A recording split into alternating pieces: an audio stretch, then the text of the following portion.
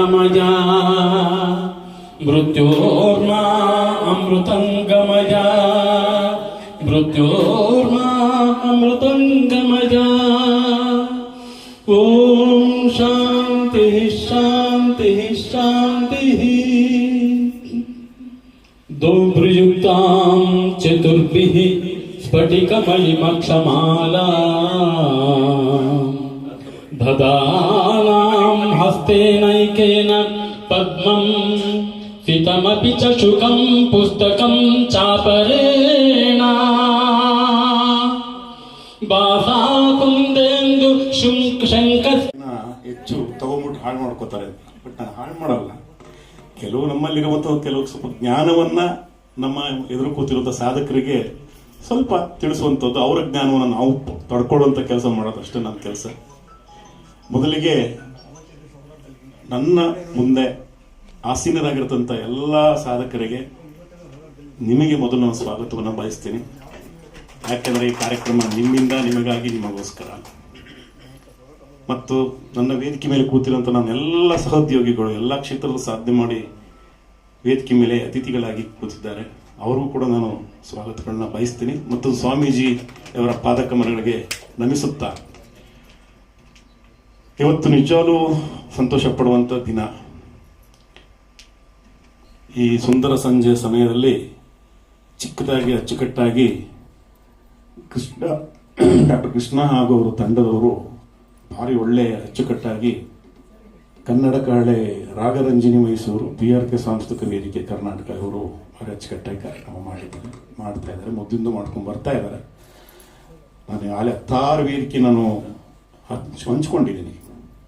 ಹಾಗಾಗಿ ಯಾವಾಗಲೂ ತುಂಬ ಕೃಷ್ಣ ಅವರು ಕಾರ್ಯಕ್ರಮ ಮಾಡ್ತಾನೆ ಆದರೂ ತುಂಬ ಶಿಸ್ತುಬದ್ಧವಾಗಿರುತ್ತೆ, ಅಚ್ಚುಕಟ್ಟಾಗಿರುತ್ತೆ, ಅದರಲ್ಲಿ ಬೇರೆ ಮಾತಿಲ್ಲ. ಇವತ್ತು 2 ವಿಷಯ ನಾನು ನಿಮ್ಮ ಹತ್ರ ಹಂಚಿಕೊಳ್ಳಕ್ಕೆ ನಾನು ಇಷ್ಟಪಡ್ತೇನೆ. ಸರ್ಕಾರ ಒಂದೇ ದಿನ ಅಂದ್ರೆ ಒಂದೇ ಚುನಾವಣೆ ಒಂದೇ ಸರ್ಕಾರ ಅನ್ನುವ ಒಂದು ವಾಡಿಕೆ ಮೊದಲಿತ್ತು. ಅದನ್ನು ಈಗಲೂ ಹಲವು ಬಾರಿ ಪಾಪ ನರೇಂದ್ರ ಮೋದಿಯವರು ಅವಾಗ ಘೋಷಣೆ ಮಾಡ್ತಾ ಇರ್ತಾರೆ.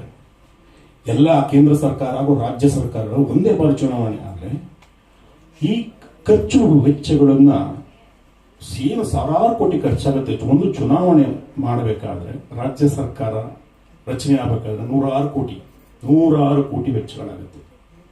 ಒಂದು ಕೇಂದ್ರ ಸರ್ಕಾರದ ಚುನಾವಣೆ ನಡೆಸಬೇಕು ಅಂತಂದ್ರೆ ಸರ್ಕಾರಕ್ಕೆ 106 ಕೋಟಿ ಖರ್ಚಾಗುತ್ತೆ.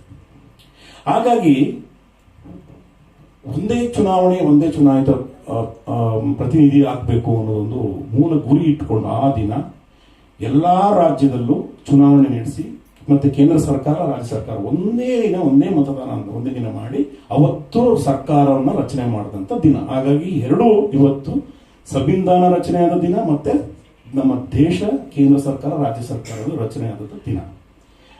ಬಹುಶಃ ಇದು ಈ ದಿನವನ್ನ ರಾಷ್ಟ್ರೀಯ ಹಬ್ಬ ಅಂತ ಹೇಳಿ ತಗೊಂಡು ಮಾಡ್ತಾ ಇದ್ದಾರೆ. ಇದು ನಿಜವಾಗ್ಲೂ ರಾಷ್ಟ್ರೀಯ ಹಬ್ಬನೇ. ಎಲ್ಲ ಖಾಸಗಿ ಸಂಸ್ಥೆ ಇರ್ಬೋದು, ರಾಷ್ಟ್ರೀಯ ಕೇಂದ್ರ ಸರ್ಕಾರ ಇರ್ಬೋದು, ರಾಜ್ಯ ಸರ್ಕಾರ ಇರ್ಬೋದು, ಅಲ್ಲಲ್ಲಿ ಧ್ವಜಗಳನ್ನ ಅರ್ಪಿಸಿ ಮೆರವಣಿಗೆಗಳನ್ನ ಮಾಡಿ ಭಾರಿ ಅಚ್ಚುಕಟ್ಟಾಗಿ ನಡೆಸ್ಕೊಂಡು ಬರ್ತಾ ಇದ್ದಾರೆ. ಮುಂದೆ ನಡ್ಕೋತಾ ಹೋಗುತ್ತೆ. ಇದನ್ನ ನಾವು ನಮ್ಮ ಮಕ್ಕಳಿಗೆ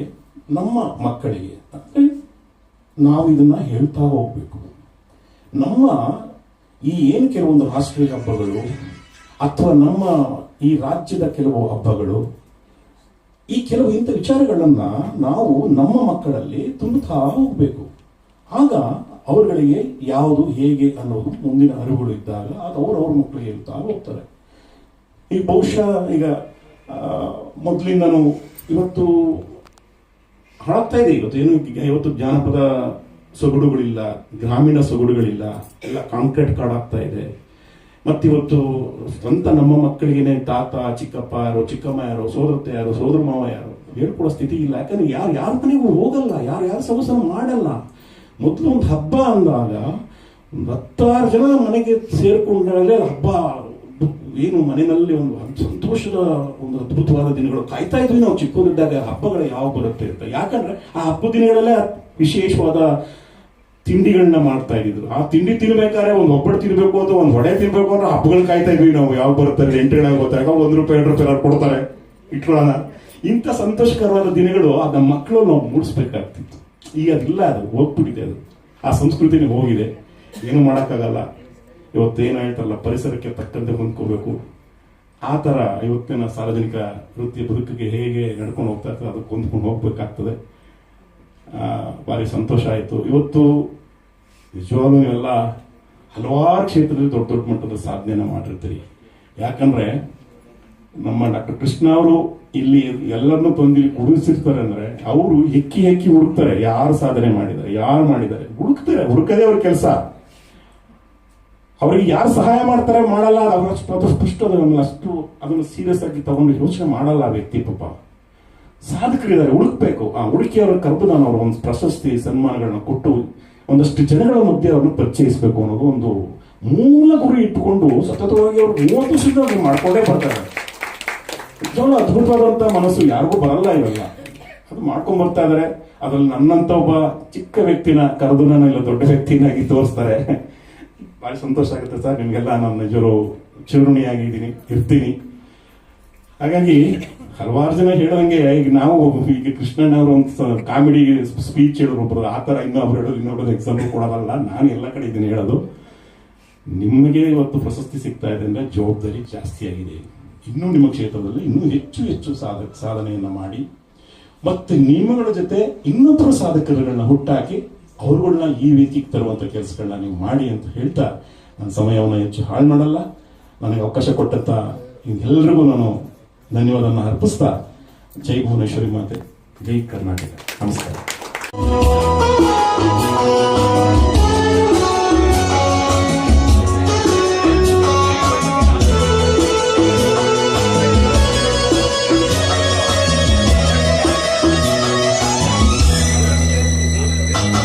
ಆಸೆ ಎಂಬ ಬಿಸಿಲು ಗುರುವೆ ಹೇಗೆ ಮರಳುಗಾರಿನಲ್ಲಿ ಸುಮ್ಮನೆಗೆ ಅಲಿಯುವೆ. ಅವನ ನಿಯಮ ಮೀರಿ ಇಲ್ಲ ಏನು ಸಾಗದು, ನಾವು ನೆನೆಸಿದಂತೆ ಬಾಳಲೇನು ನಡೆಯದು. ವಿಷಾದವಾಗಲಿ ವಿನೋದವಾಗಲಿ ಅದೇನೇ ಆಗಲಿ ಅವನೇ ಕಾರಣ. ಆನೆಗೊಂದು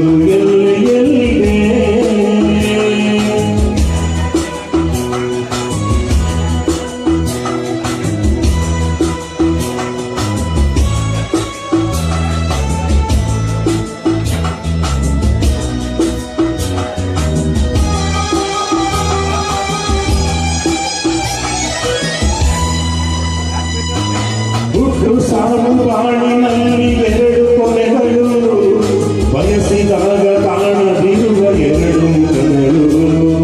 ಹರುಷ ಒಂದೇ ಯಾರಿಗುಂಟು ಹೇಳು ಜಗದಲ್ಲಿ, ಹೂವು ಮುಳ್ಳು 2 ಉಂಟು ಬಾಳಲು ಸೇರಿ.